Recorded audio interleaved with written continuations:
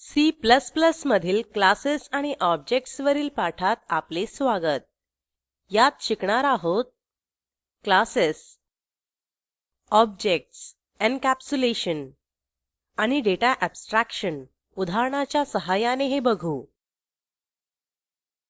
ह्या पाठासाठी Ubuntu operating system version 1110 आणि G++ कंपायलर वर्जन 461 वापरू.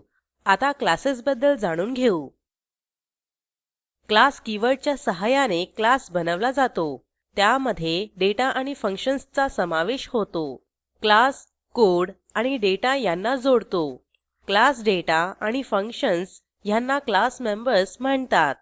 आता ऑब्जेक्ट्स बद्दल जाणून घेऊ. ऑब्जेक्ट्स हे व्हेरिएबल्स असतात. ते क्लासची कॉपी असतात. त्या प्रत्येकाला प्रॉपर्टीज आणि बिहेवियर असतात. डेटा घटकांच्या द्वारे प्रॉपर्टीज घोषित होतात आणि मेथड्स या मेंबर फंक्शन्सद्वारे बिहेवियर घोषित केली जाते. आता क्लासचा सिंटॅक्स पाहू. येथे क्लास घोषित करण्यासाठी क्लास कीवर्ड वापरला आहे. क्लास नेम हे क्लासचे नाव आहे. पब्लिक, प्रायव्हेट आणि प्रोटेक्टेड हे ऍक्सेस स्पेसिफायर आहेत. येथे डेटा मेंबर्स, मेंबर फंक्शन्स आपण पब्लिक, प्रायव्हेट किंवा प्रोटेक्टेड म्हणून घोषित करतो. अशा प्रकारे क्लास संपवला जातो. आता उदाहरण पाहू. मी एडिटरमध्ये आधीच कोड लिहिला आहे. तो उघडू. class obj.cpp हे फाईलचे नाव आहे. या उदाहरणात क्लासच्या सहाय्याने चौरसाचे क्षेत्रफळ काढू. आता कोड समजून घेऊ. आयोस्ट्रीम ही हेडर फाईल आहे. येथे एसटीडी नेमस्पेस वापरत आहोत. येथे स्क्वेअर नामक क्लास घोषित केला आहे. येथे ऍक्सेस स्पेसिफायर घोषित केलेले नाही. त्यामुळे डिफॉल्ट रूपात तो प्रायव्हेट आहे. त्यामुळे व्हेरिएबल एक्स हा क्लास स्क्वेअरचा प्रायव्हेट मेंबर आहे. हे पब्लिक स्पेसिफायर आहे. एरिया पब्लिक फंक्शन आहे. अशा प्रकारे आपण क्लास पूर्ण केला आहे.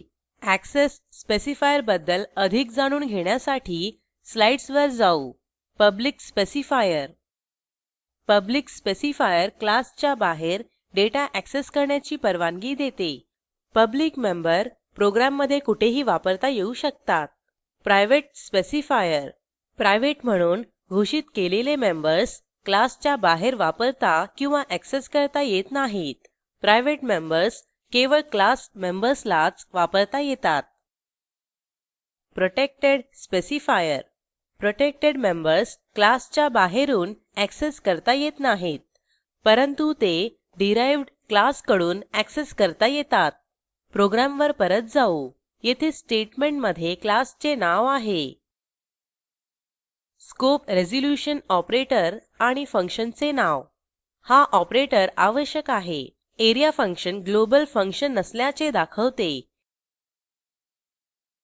हे स्क्वेअर क्लासचे मेंबर फंक्शन आहे.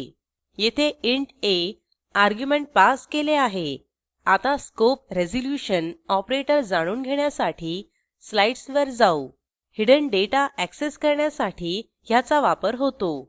एकच नाव असलेले व्हेरिएबल किंवा फंक्शन ऍक्सेस करण्यासाठी स्कोप रेझोल्युशन ऑपरेटर वापरतात. समजा लोकल आणि ग्लोबल व्हेरिएबलचे नाव एकच असल्यास लोकल व्हेरिएबलला प्राधान्य मिळते. Global variable scope resolution operator द्वारे ऍक्सेस करू शकतो. आता प्रोग्रॅमवर जाऊ.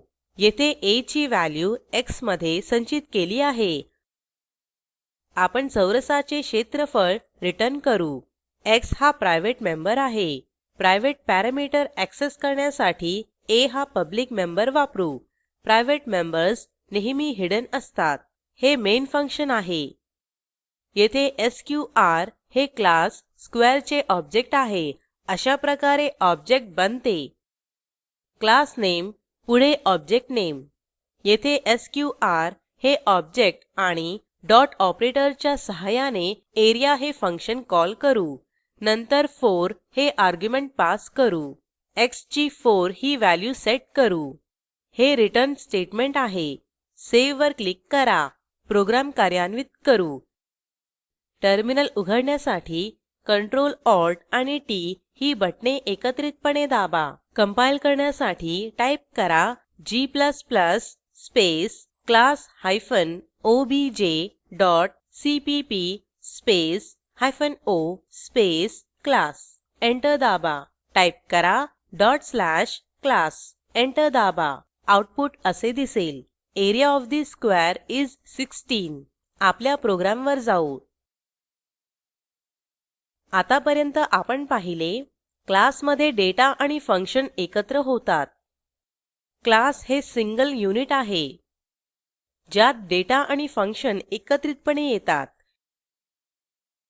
ह्या रचनेला एन्कॅप्सुलेशन म्हणतात नंतर आपण प्रायव्हेट आणि पब्लिक मेंबर्स असलेला क्लास बघितला प्रायव्हेट डेटा हिडेन असतो क्लासच्या बाहेर तो ऍक्सेस करता येऊ शकत नाही या रचनेला डेटा ऍब्स्ट्रॅक्शन म्हणतात त्याचा इंटरफेस दिसू शकतो पण त्याचा उपयोग हिडेन असतो आपण पाठाच्या अंतिम टप्प्यात आहोत स्लाईड्सवर जाऊ थोडक्यात या पाठात शिकलो encapsulation data abstraction private members int x public functions int area classes class square object बनवणे स्क्वेअर एसक्यूआर ऑब्जेक्टच्या सहाय्याने फंक्शन कॉल करणे एसक्यूआर डॉट एरिया असाइनमेंट म्हणून दिलेल्या वर्तुळाची परिमिती काढणारा प्रोग्रॅम लिहा